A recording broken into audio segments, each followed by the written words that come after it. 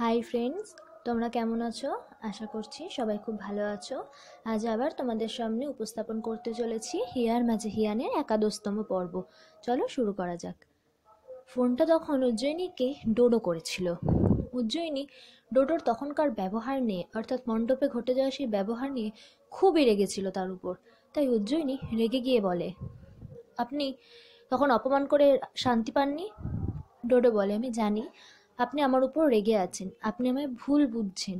আপনি নিজেও জানেন হিয়ার কি হয়েছে। তখন যদি ওকে আরও জোর করা হতো, ওর হয়তো আরও বড় ক্ষতি হয়ে যেতে পারত। তাই সেই সময় ওখান থেকে ওকে নিয়ে আসা ছাড়া আর অন্য কোনো উপায় ছিল না আমার।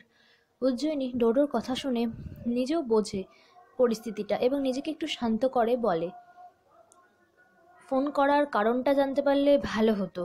ডোডো তখন বলে, নিশ্চয়ই বলছি। আপনি যেমন ওদের দুজনকে এক করতে চান, আমিও তাই চাই। উজ্জয়িনী প্রথমে একটু দ্বিধাবোধ করে তাকে সব বলার জন্য, তার জন্য চুপ করে যায়। ডোডো তখন উজ্জয়িনীকে বলে যে সে একটু ভরসা করতেই পারে তার উপর। এরপর উজ্জয়িনীও রাজি হয়ে যায়, কী ভেবে সে নিজেও হয়তো জানে না। তারপর ওরা দুজনে মিলে একটা প্ল্যান করে ফেলে, কিন্তু দুর্ভাগ্যবশত সেই সমস্ত প্ল্যানটা আড়াল থেকে শুনে ফেলে নীলিমা।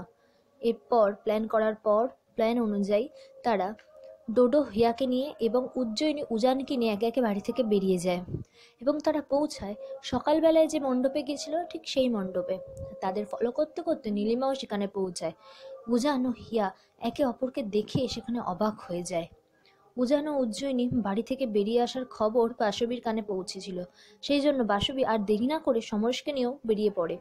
হিয়া উজানকে দেখে ওখান থেকে চলে আসতে গেলে উজ্জয়িনী হিয়ার পথ আটকে দেয় আর বলে, না, আর না হিয়াদি, অনেক হয়েছে। আজকে সব লুকোচুরির অবসান ঘটবে। এরপর উজান হিয়া সব সত্যি কথা নিজের মুখে বলতে শুরু করে। উজান এরপর হিয়ার ডায়েরিতে লেখা কথাগুলো সবার সামনে বলে। উজান হিয়াকে বলে যে এরকম একটা মারাত্মক রোগ হয়েছে, সেটা কেন উজানকে একবারও জানায়নি সে, কেন বলেনি তার এই রোগটা হয়েছে, কেন নিজের বিপদ সে নিজেই ডেকে এনেছে, কেন এতদিন নিজের মধ্যে এতদিন পুষে রেখেছিল তার এই কঠিন রোগটা। হিয়া, তোমার অনেক বড় ক্ষতি হয়ে গেছে, সময় নেই আর হাতে। ডোডো তখন বলে ওঠে, আপনি ওর কথা বলছেন, আর ও তো আপনার ক্ষতির কথা ভেবেই আপনাকে কিছু বলেনি। উজান বলে, মানে? ডোডো বলে, যদি আপনি কষ্ট পেয়ে ভেঙে পড়েন তাহলে সেটাও সহ্য করতে পারতো না, আপনি হেরে যেতে পারতেন, সেই জন্য নিজের ক্ষতি করেও আপনাকে সব সত্যিটা বলতে চায়নি হিয়া। এই কথাগুলো শুনে হিয়ার চোখে জল চলে আসে, হিয়া কাঁদতে থাকে। উজান হতবাক হয়ে যায়। উজান তারপর হিয়ার হাত ধরে বলে, হিয়া, বিলিভ মি, আমি সব ঠিক করে দেব, আমার উপর একটু বিশ্বাস রাখো, দরকার হলে বেস্ট ডক্টর ডাকবো। তারপরে হঠাৎ ওর মাথায় স্ট্রাইক করে, তাছাড়া উজ্জয়িনী তো one of the best brain surgeon, ও তো আছে। আপনি আমার উপর শুধু একটু ভরসা রাখুন, বিশ্বাস করুন, মন থেকে বিশ্বাস রাখুন। আমি আপনার হাত এখন যেমনভাবে ধরে আছি সারা জীবন সেভাবেই ধরে রাখবো। তাদেরকে দেখে, তাদের কথা শুনে উজ্জয়িনীর চোখে জল চলে আসে। উজান তাকে বলে, আজ থেকে আপনার সব দায়িত্ব আমি নিচ্ছি হিয়া, শুধু আমার উপর একটু ভরসা করুন, একটু বিশ্বাস করুন না আমায়। ইতিমধ্যে নীলিমা মণ্ডপে পৌঁছে গেছে। উজান সব দায়িত্ব নেবে সেটা শুনে নীলিমা তো প্রচণ্ড রেগে গেছে। এরপর হিয়া উজানকে নানাভাবে সে প্রশ্ন করতে থাকে। নীলিমা বলে, উজান, তুমি কোন অধিকারে হিয়ার সব দায়িত্ব নেবে? উজ্জয়িনী কথাগুলো শুনেই বুঝতে পারে যে নীলিমা কোনো কিছু একটা ঘটাবেই, তাই সে সঙ্গে সঙ্গে বলে ওঠে, সত্যি তো দাদা ভাই, এটা আমারও প্রশ্ন।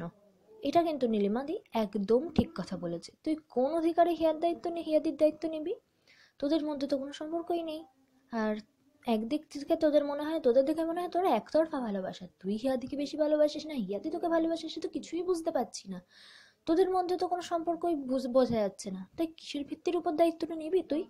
কোনো সম্পর্ক আছে কি? নীলিমা উজ্জয়িনীকে চুপ থাকতে বললে উজ্জয়িনী বলে ওঠে, কেন নীলিমাদি, চুপ থাকবো কেন? আমি তো তোমার প্রশ্নের মীমাংসা করার চেষ্টা করছি, এই প্রথম তো আমি তোমার পাশে দাঁড়িয়েছি বলো। এরপর হঠাৎ করে বাসবী বলে ওঠে পিছন থেকে, রাজা, তুই যদি সত্যিই হিয়ার কোনো দায়িত্ব নিস তাহলে ওকে সম্মান দিয়ে নিবি, যোগ্য সম্মান যেন ও পায়। আমি চাই না হিয়ার উপর কোনো কেউ প্রশ্ন তুলুক বা আঙ্গুল তুলুক, তোদের সম্পর্কের উপর কেউ আঙ্গুল তুলুক। উজ্জয়িনী বলে, আরে দাদা ভাই, তুই এত কি ভাবছিস?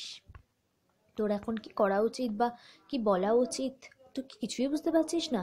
উজান বলে, আমি জানি, আমি ঠিক বুঝতে পারছি, আমি ঠিকই বুঝেছি আমি আমার কি করতে হবে এই সময়। হিয়া বলে, মানে আপনি কি বলতে চাইছেন? কিছুই না, আপনি ঠিক বুঝতে পারবেন, আমি এখন ঠিক সেটাই বলবো বা সেটাই করব যেটা আমার করা উচিত, যেটা এতদিন আমি করিনি। আপনিই তো বলেছেন আমাকে ঠিক সময় ঠিক ঠিক ঠিক সিদ্ধান্ত আমি নিতে পারি না, আর আজকে আমি ঠিক সময় ঠিক সিদ্ধান্তটাই নেব। তারপর একটা ঘটনা ঘটে, আর সেটা দেখে সবাই খুশি হয়ে যায়, আবার অনেকে অবাকও হয়, কারো আবার গা আগুনে জ্বলেও যায়। এখানে সত্যি আগুনের কথা না, রেগে যায়। তো উজান কি করলো, কি এমন ঘটলো, কেনই বা কেউ কেউ খুশি হলো, আবার কেউ অবাক হলো, বা কেউ রেগে গেল, জানতে হলে একটু অপেক্ষা করুন নেক্সট এপিসোডের জন্য। নেক্সট এপিসোডে আপনার জন্য একটা দারুণ চমক থাকছে। ততক্ষণে চ্যানেলটি ভালো লাগলে সাবস্ক্রাইব করুন, ভিডিওটি ভালো লাগলে লাইক করুন, শেয়ার করুন, আর কমেন্ট করতে কিন্তু ভুলবেন না। আর হ্যাঁ, একটা কথা, আমরা ঠিক করেছিলাম যে আমরা কিছুদিনের মধ্যে একটা ব্লগ বানাতে পারি বা একটা লাইভে আসতে চেষ্টা করতে পারি। যদি আপনারা পাশে থাকেন তাহলে কমেন্টসে জানাবেন আপনাদের, মানে আমরা লাইভে আসি সেটা আপনারা চান কি না। যদি আপনারা বলেন তবেই আমরা আসবো লাইভে। তো জানাবেন গল্পটা কেমন লাগলো, সেটাও কমেন্টসে জানাবেন। And thank you.